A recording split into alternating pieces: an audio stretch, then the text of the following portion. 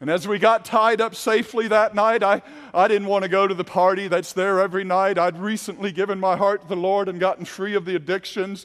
But my crew members went over. And there's an interesting thing when you see commercial fishermen together. It's really two separate cultures, that of the captains and that of the mates. And the captains are always proud and their heads high. And the mates, they really have no voice. The mates have no influence. And they don't even participate in the conversations in the bars and the parties with the captains. The captains separate themselves from them. But this night was different than any other. Everybody gathered around these two mates for them to tell the story over and over again of crossing the bar in a northeaster. And you see, so many Christians have no witness. Most Christians are really non-productive in their life. They have no authority when they're trying to explain the kingdom to another people because they've never crossed the bar. They're still out there in one storm after another, and they really have nothing to give the people they work with. Their children don't believe the message that they try to present to them because people are looking for somebody that can help them get across the bar, not to keep them out on the ocean of turmoil and strongholds and pain and addictions. But see, once you cross the bar, an authority rises up with you. And God begins to commission you to help set other people free from the very thing you've been set free of.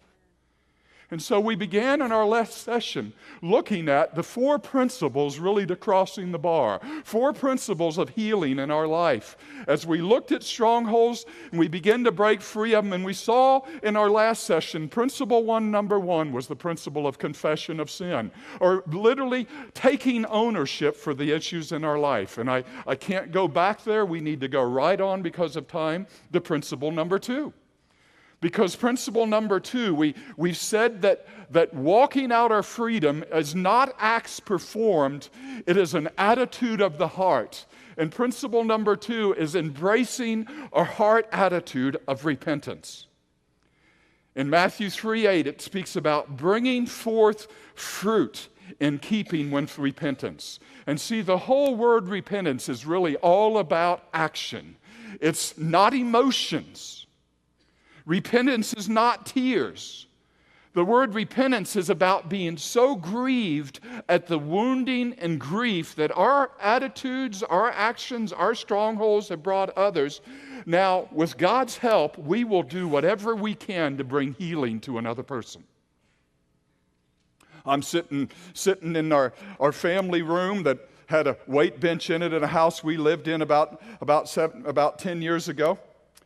I'm sitting with my back to the weight bench, and there happened to be a 10-pound weight sitting right on the edge of the barbells, and my daughter walks by and knocks that weight off the barbell, and about 5 feet behind my head, it goes right down on a wooden floor. Smash! I jumped up out of my chair, and I gave her the look. The look that says, "Are you a stupid idiot or something? What lame brain basket case like you would do something like that?" She went running to her room, crying uncontrollably at 13 years old. I didn't say anything, but anybody ought to be smarter than to scare the heck out of their dad like that. And Tricia says to me, "Aren't you going to go say I'm sorry?" "I didn't do anything." You see, one time Sarah came into me when I gave her the look, and I was trying to punish her with fear and intimidation and condescending, demeaning looks. She went running to her room one time, came out with a belt and said, "Beat me, Dad, but never look at me like that again." And see, repentance is so grieved at the hurt and pain we inflict upon another person, we're willing to move beyond our pride and our need to be right and go heal the wound that the strongholds in our life have just inflicted upon another person.